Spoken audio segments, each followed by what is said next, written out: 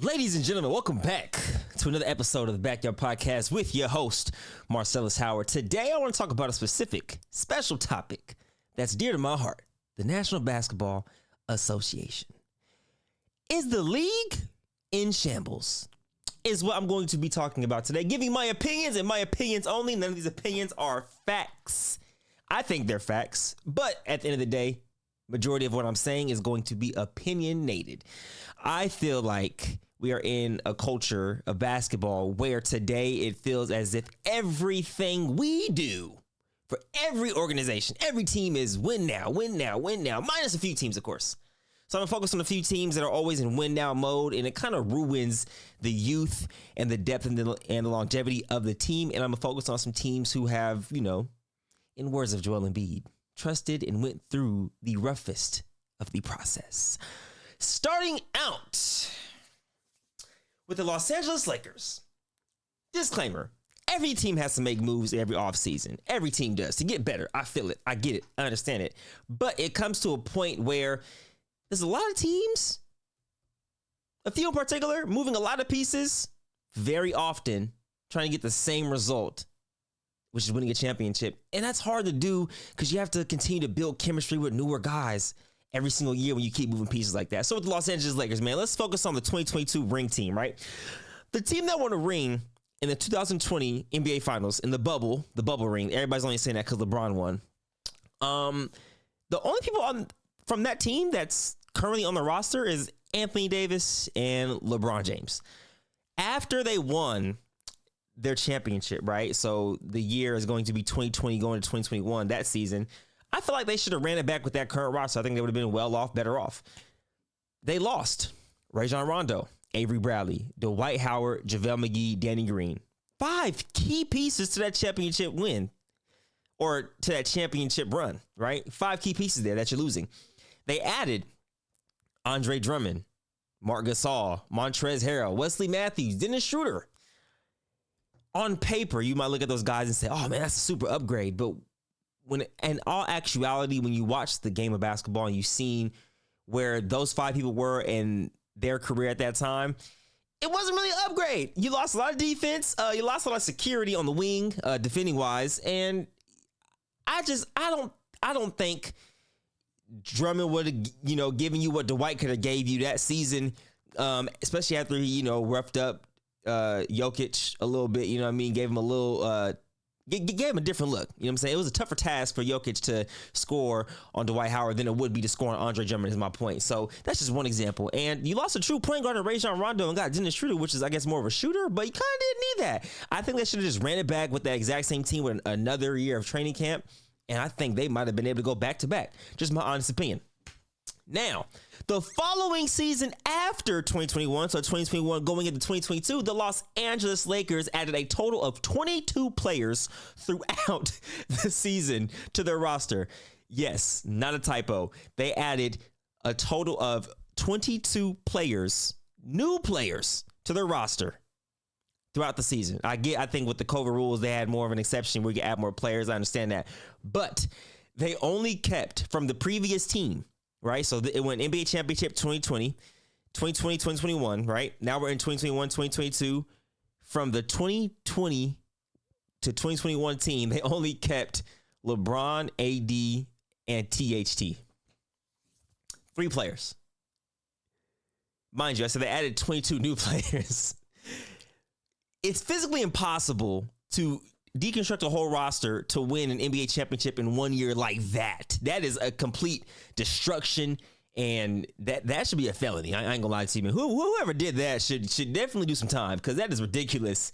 And then the following year in 2021, 2022, they tried running it back. Like it's so okay. So that same season, they tried running it back with Rondo, Avery Bradley, and Dwight Howard.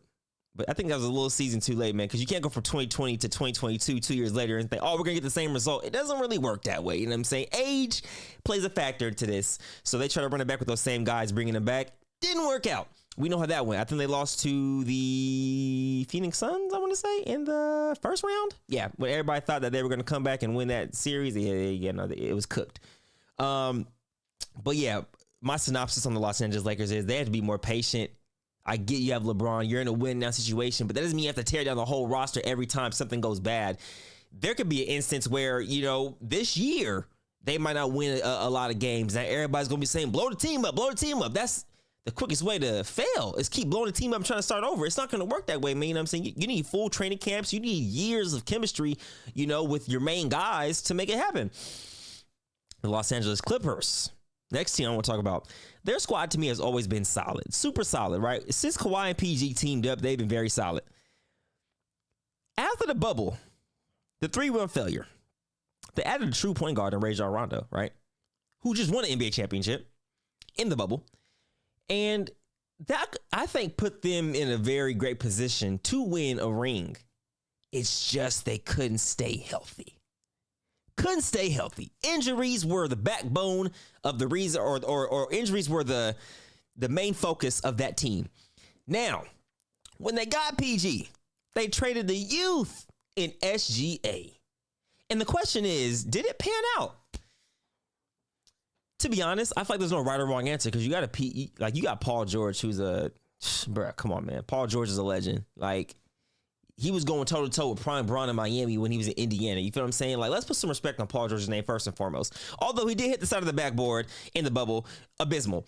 But I think both teams kind of won in that trade because there's no telling that SGA becomes SGA in Los Angeles. Everybody's something, same for James Harden. There's no telling that James Harden becomes James Harden in OKC without going to Houston. You know what I'm saying? I feel like everybody's going to grow and prosper in different, at different times. So SGA going to OKC in his own team, where he's, able to just orchestrate and they build around him. I think that's the best for SGA in the moment. I don't know if he would have been SGA in in Los Angeles Clippers, but hindsight, everybody's saying, man, SGA said the Clippers. I'm like, what would have happened? We don't know. You can't say that. It's the same as saying, man, if Sacramento Kings after Steph Curry, we don't know. Because early on in the careers, we were ruining players' careers. Tyreek Evans, or they might just not have a great work ethic. Jimmy Fredette, Thomas Robinson, Ben McLemore. We've had so many lotto picks. DeMarcus Cousins. You feel what I'm saying? We're just like, dude, we were messing it up for so long until we finally got it right. But more on the Kings a little later.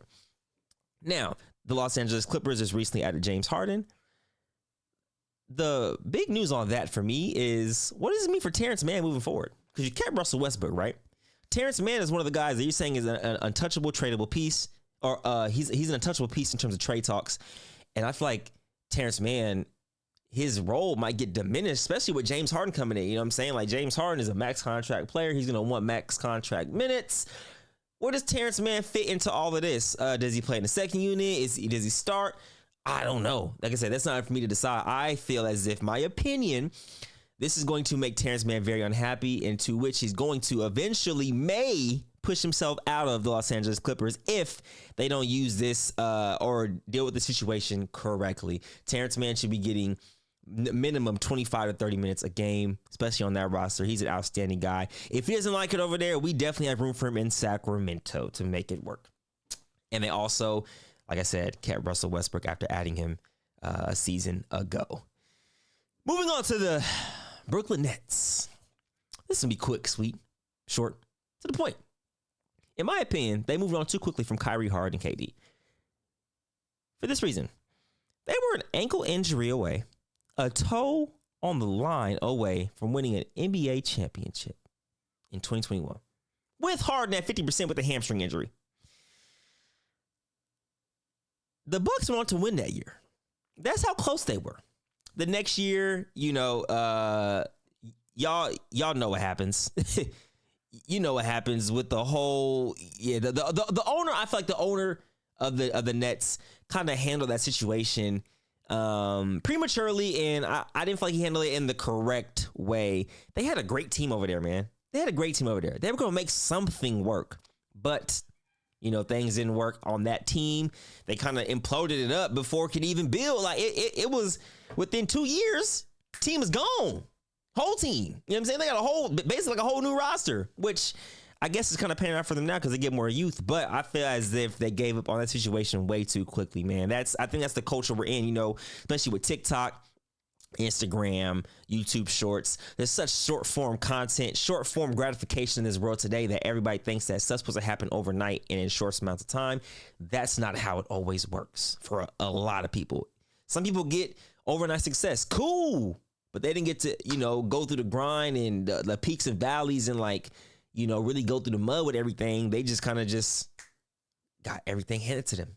And that's okay too. Like I said, to each his own. But in this case, in the NBA, it doesn't always work like that. You know what I'm saying? The basketball guys don't necessarily reward people who are just looking for a quick fix.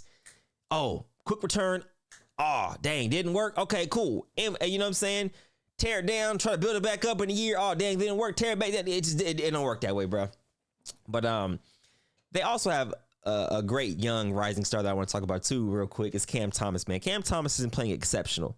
Absolutely amazing. He has the ability to be a leading scorer in this league very, very, very, very soon. Shoot, it might be this year. If they let Cam Thomas go and give him the full green light, I don't see why he couldn't average over 30 points a game, because every time I look at him shoot the ball, it kind of goes in. It's like I've rarely seen him miss a jump shot. You really think about it. But with a young star in Cam Thomas, I think the Brooklyn Nets, well, with me over there, Spencer Dinwiddie, will be just fine.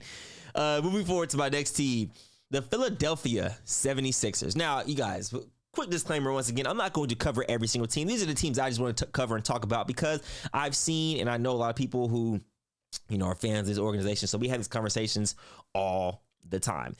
Now, the Philadelphia 76ers once had Jimmy Butler, Ben Simmons, Joel Embiid, Tobias Harris, and even a solid, legendary NBA shooter in JJ Redick.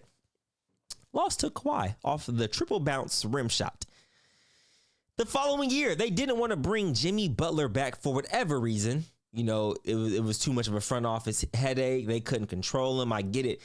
But sometimes you can't control a dog, bruh. You want to control an NBA player. It's not going to work that way. Some of these NBA players you can't control. That's what makes them special. They are 1%. They are the top of the top of the top of the top, cream of the crop. But hey, they didn't want Jimmy Butler. They didn't bring him back. I think if you bring him back and run it back with that exact same team the next year, I think that's probably your best opportunity to win an NBA championship, in my humble opinion. Now, they kind of become hypocrites in a way. They trust the process,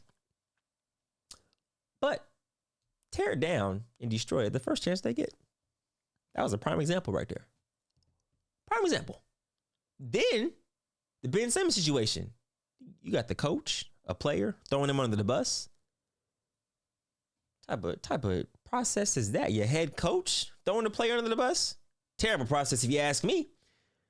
Ben gets traded for Harden. Respectfully, Harden asked for a trade the next year. Look, I don't know what kind of trusted process is over there, but that process needs to be, it is lacking trust. It is lacking it's lacking Jesus over there, man. Just be playing me honest with you. But I will say Philly did get blessed with Tyrese Maxey. Tyrese Maxey is going to be an outstanding NBA player with that team, especially if he keeps on the rise. I don't see why he wouldn't be a superstar in the league in his upcoming years. So you got to think the old wave of guys is on the way out. The new wave, the Tyrese Maxey's, the Cam Thomases of the world, on the way in, on the way up. Anthony Edwards, example, D Book, John Moran, all these guys, D Fox, right? So it's like Tyrese Maxey is in that mix. Hate it or love it. Now Joel Embiid, I don't know what's next for him, but I feel as if he trusted the process a little too long, and, wouldn't be mad if it's time to just move on, man. Wouldn't be mad. But if you want to stay in Philly, hey, I wouldn't be mad at that either. But at the end of the day, loyalty is capped in professional sports because these owners are only as loyal to you as much as they need you or as much as they want to use you. They're only loyal to you when you're a benefit to them. The moment you're not on the same page with them, the moment you're not bringing in revenue, the moment you're not performing, they'll get rid of you. So like I said, loyalty is, it's definitely a temporary thing in professional sports, man. So bump all that loyal players and X, Y, and Z, bro. Hey, do what's best for you at the end of the day. My next team I want to talk about, Milwaukee Bucks. Won a ring in 2021 after acquiring Drew Holiday. I think they traded Eric Bledsoe and George Hill in that trade, got Drew Holiday. Won an NBA championship that year, they got him. Drew Holiday moved that needle for them. He was the missing piece.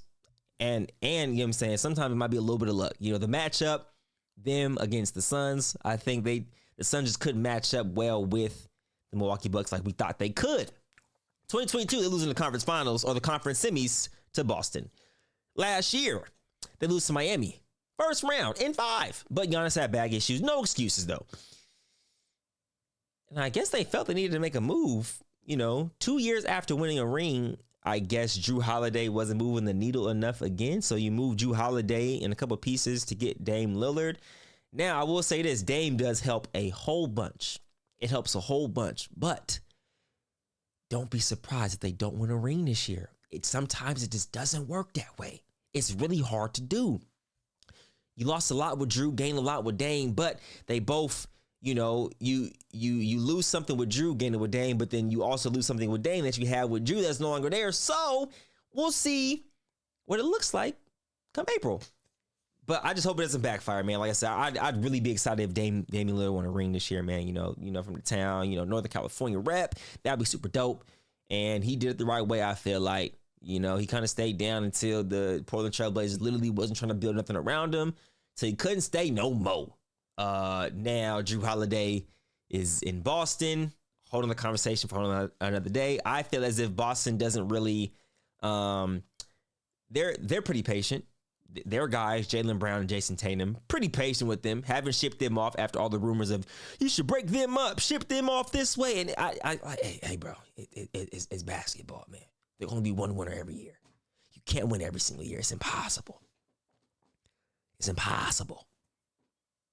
You know what I mean? So I think people have to understand that and kind of get their feelings out of it and just realize just because you won one year and you lose the next 2 or 3 doesn't mean you have to, tear the team down. Like if the Denver Nuggets didn't win the next 2 years, they're still a freaking great team because you're not guaranteed to win another ring ever. It's not a promise. It's not a guarantee. You have to work towards that. Now, my last team in the kind of impatient category that I'm going to talk about, the Golden State Warriors. Now, it might sound like a hot take. The Golden State Warriors actually did an amazing job. They built through the draft, right? They did an amazing job. When they won the first ring, the process was trusted immensely. I'm not mad at that at all. The moment they got KD and recruited KD, right? This could be equivalent to the Miami Heat when they got LeBron, right? We could throw them all in the same boat. I don't think they needed KD. Arguably the best player in the world at the time. You just beat LeBron and them the year before. You lost to them in 2016. You blew a 3-1 lead. That 2017, excuse me, the 2017 year, you could have just ran it back. And I think you guys would have been just fine. Adding KD to that mix was just like, all right, bro, like this is like adding a grenade on top of a freaking nuke. You know what I mean? Like, what's the point? You already have all the pieces that you needed. So I feel as if they didn't even need to do that. I think they could just ran it back after winning 2015. They lost 2016. Cool, run it back in 2017. But I think that was the only impatient move that they made. They were like, we have to get KD to beat LeBron. I was like, damn, they got to get KD to match with Steph, Clay, and Draymond. Hey. And the Finals MVP and Andre Iguodala. You know what I'm saying? It was a lot of moving pieces over there.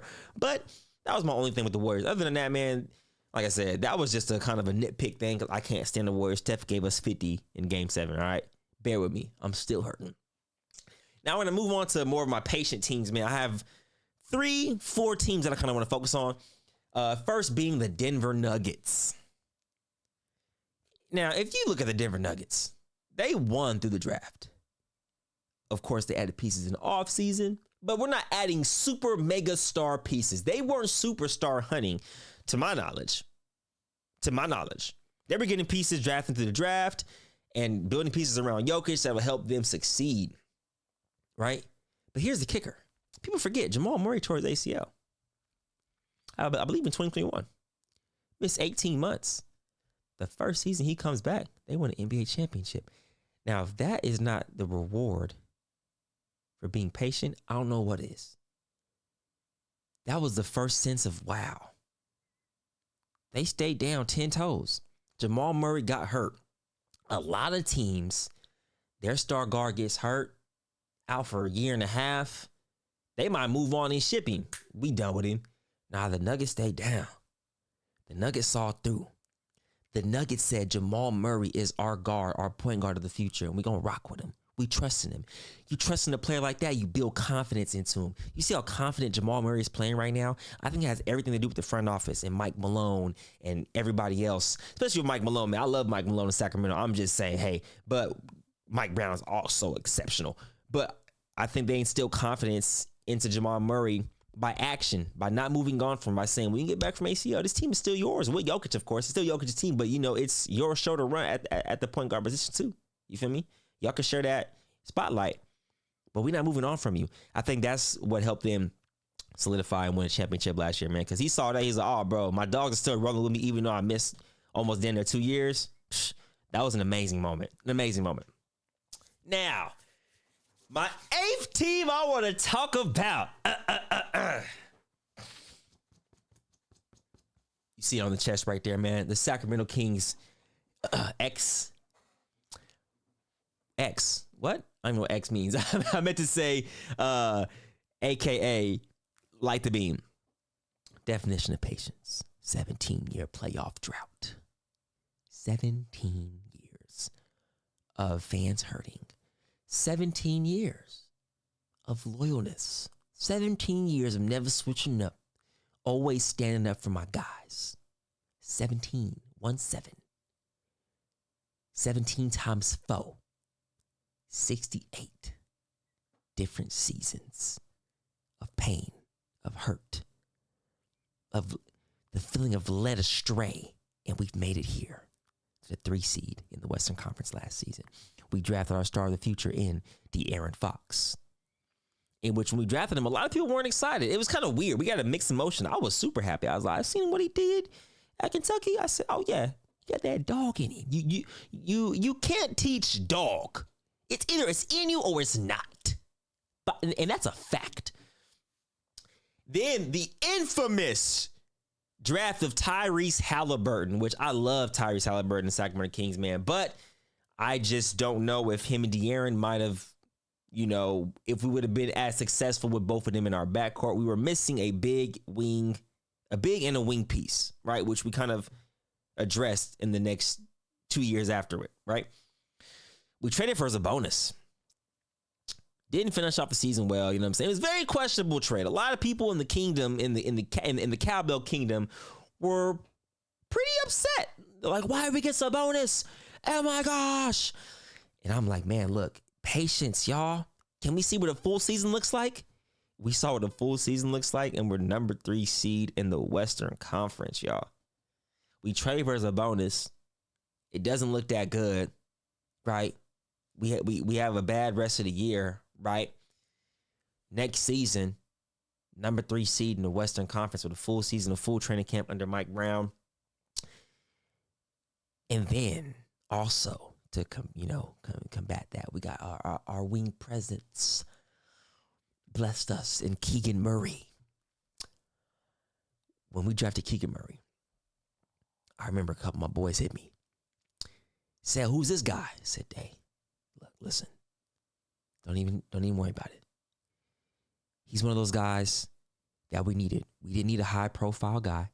We needed somebody who can come to Sacramento, like the smaller city, slower movement, wasn't as fast of a lifestyle, that wanted to play basketball. Keegan Murray fit all of those requirements.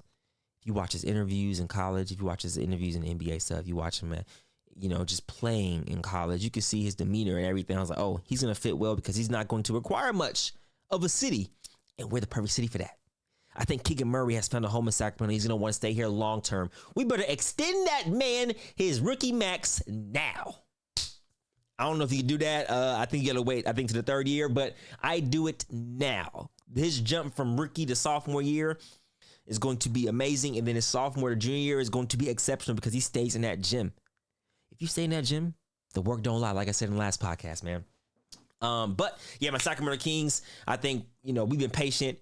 We were star hunting for a little bit, but because it's hard, to get stars to come here. So you kind of have to win through the draft. I remember we offered Zach LaVine, I think $80 million, and then I believe the Chicago Bulls matched it, right? I love Zach LaVine as a player, but I think if we offer him $80 million, we don't get Keegan Murray, right? We offer him $80 million. I don't know what De'Aaron Fox's future looks like with the Kings, because I don't know if we keep Tyrese Halliburton. If we end up drafting him, I don't know if we get a bonus. I don't know what that looks like, right? It's a whole different subject for another day. I'm just excited in the path that we're going on with our leader, Mike Brown. I'm excited about that, man. And Monty, man, in the front office has done an amazing job. The next team I'm going to talk about, the next two teams kind of matching together, is Oklahoma City Thunder. The definition, I said the Sacramento Kings definition. No, they are like the Expedia or Encyclopedia, however you say it, the Encyclopedia dictionary of, man. The NBA is not a shambles for them. They've done it the right way. They built so many draft picks within these trades, trading, and then building by drafting. Oh my gosh. I love the way they built that team, man. That team's going to be very beautiful this year. They're going to be a playoff sleeper this year. People are sleeping on them. I think they're going to be in the playoffs this year. I don't know what seed, but they're going to be a really hard team to beat in 7 games just because of the length, the youth, and everything, and the athleticism that they bring to the table every night. We saw that with Chris Paul. When Chris Paul went over there with SGA, Chris Paul lifted them up in the bubble, elevated everybody's game. SGA took the reins over, and now it's just carrying over slowly but surely, man. I think having Chris Paul on that team in the bubble specifically was huge for them because they weren't going nowhere without CP. You got to tell you that right now. Tell you that right now. They hit the jackpot for sure. And then the last thing I'm talking about is Memphis, man. Hit the jackpot with Ja. We seen Ja knock out Curry in the play-in tournament, man. That was an amazing performance. We seen that. We saw a young star being born. And in that moment, they became a legit threat to the Warriors that quick.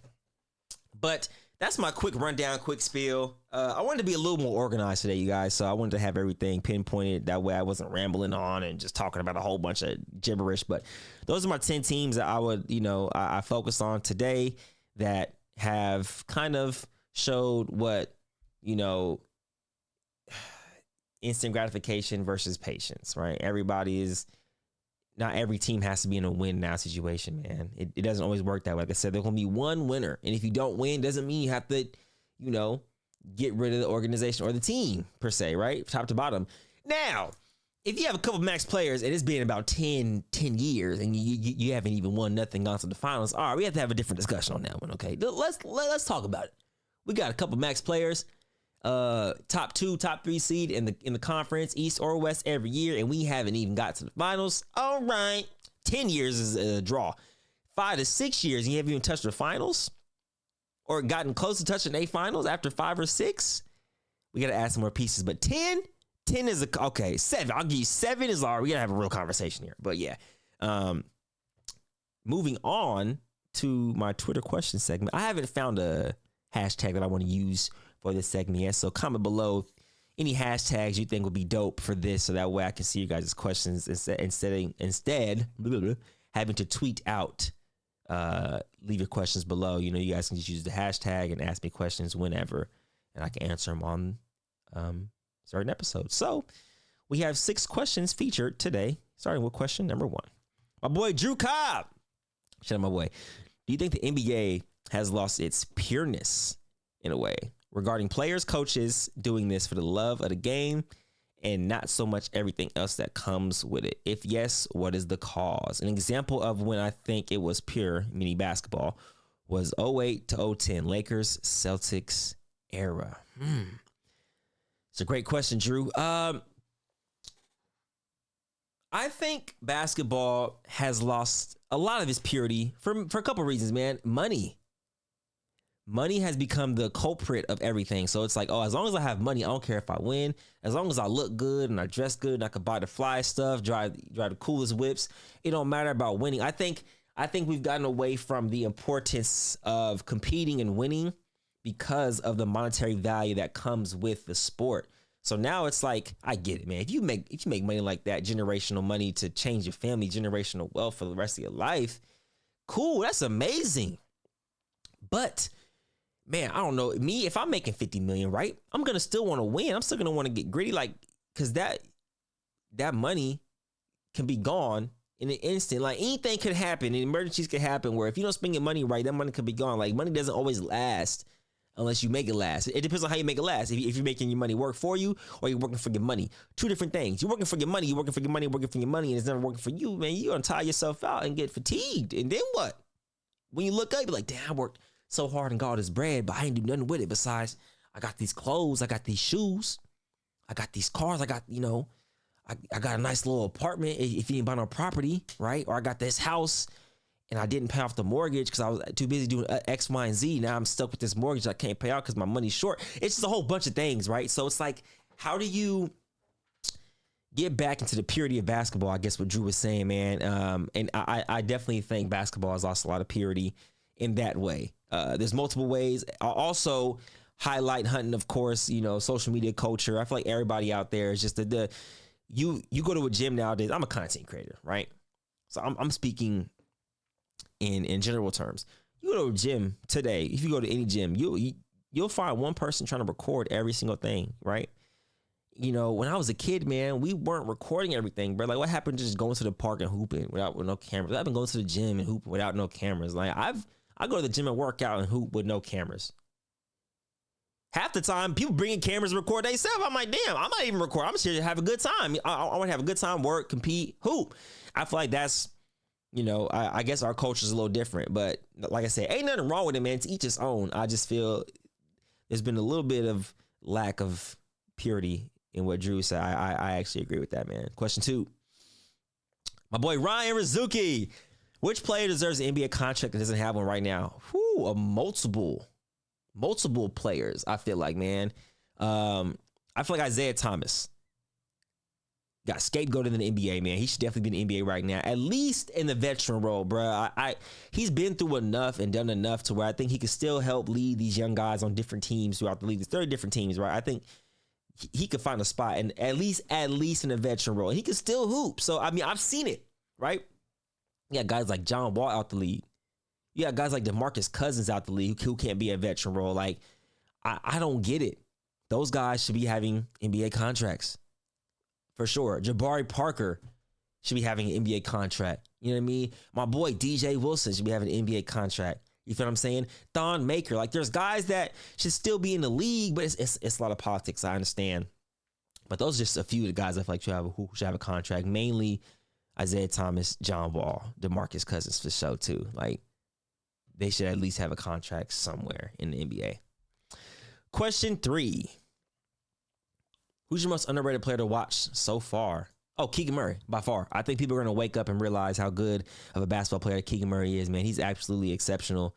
He's going to be the most quiet box office draw because he just loves the game and plays the game in the right way. Like, when you watch Keegan Murray play, you're like, damn, I want my kid to play like that. He play like that. There's a spot on every team for a guy that play like that. Play hard, rebound, shoot the ball at a high clip, and defend. And is real coachable, man. So, definitely Keegan Murray. Next question. Was Shaq talking facts when he said Bobo is the same as Victor Wembanyama? Most minutes he's played his whole career was last season. He gave 9 points and 6 rebounds on 55% from the field. That was from Bobo. Think he will crack the rotation with Phoenix and what to expect from him. The whole Bobo situation is really, like, alarming to me. It's kind of threatening. Well, it's not really threatening, but it's alarming to me. I think the whole situation over there it's like, why is he not playing? There's rumors around saying he doesn't work hard. There's other factors leading into it, but I'm like, dude, when he plays, we've seen what he could do. So I'm like, it has to be he doesn't work hard. Because there's no way you have a 7'4", 7'3" dude sitting on your bench that can kind of be similar to Victor Wembanyama. Victor Wembanyama is a super, super, super unicorn, but so is Bobo.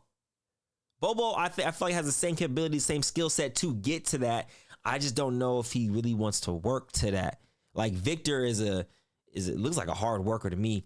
Bobo look like he'd be chilling with the lifestyle. So I don't know. I can't speak on it too much because I don't know the guys at all. But if Bobo gets in the rotation, I think we'll be able to have a different conversation and debate that more closely. But for right now, Bobo on the bench.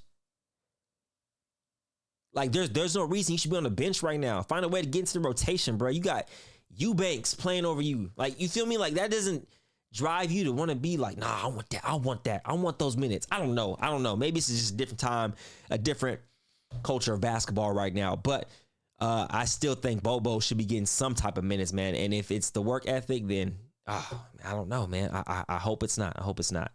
Next question is, do you think Drew Holiday to Boston moves the needle more than Dame to the Bucks? Oh, that's a great question. Oh my gosh, that's a great question. I think Drew Holiday on the Celtics moves the needle just slightly a little more because you have five guys.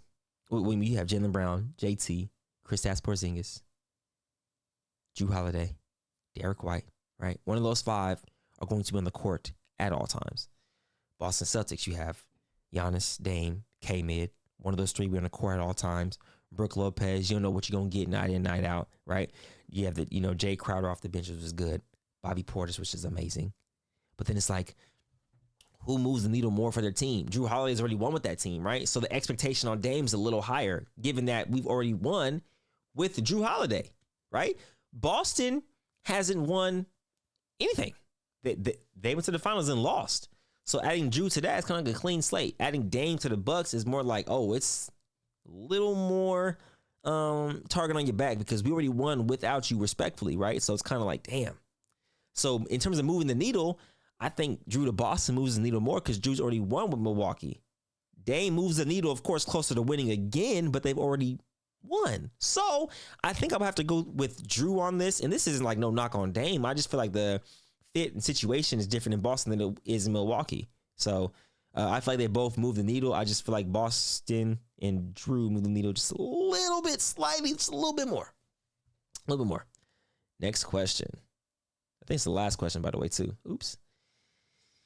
Even with all the trades going on in the West, do you feel like the Kings will still be dominant when playing teams like the Clippers, Suns, etc.? We are beating Warriors tonight without Fox by 5. Ooh, that's a bold statement right there. I don't even have us winning tonight, to be honest, bro. Like, us losing Fox. Actually, us losing Fox, we can still win. We have a deep team. I'm tripping. I feel like it's the NBA, bro. Like, it's next man up mentality. I'd be forgetting that. I think we can absolutely win. I don't know what I'm talking about right now. I'm thinking we're playing the 72 or 73-9 Warriors right now. But the Warriors are still amazing. I think the Kings will still be dominant. And the reason for that being, like, the reason for that is our chemistry. Our chemistry is everything. Our chemistry is our confidence. The way we built the chemistry, we basically said in the offseason, you know what, we're not making no moves, man. We're going to run it back with the exact same team. So I feel like us running it back with the exact same team instills more confidence in our guys, more chemistry with our guys. We only added, didn't subtract nothing. So we can still be dominant. It's a team. It's a team sport. One person can't beat you, right? It's still a team effort. Granted, Steph gave us 50, but if you just let Steph out there and have 50, he can't outscore 5 other guys. It's impossible. It's impossible. So it's a team effort, man. And I feel like we are up there as one of the best teams in the league, not just the Western Conference, in the league. So I think we'll boat well and play well against the Clippers, Suns, Nuggets, etc. Just because of we're young, hungry, and we want to win, and we're coached really greatly by an outstanding guy in Mike Brown. You have a guy who's hard on you like him, who coaches you hard, and you allow him to coach you hard.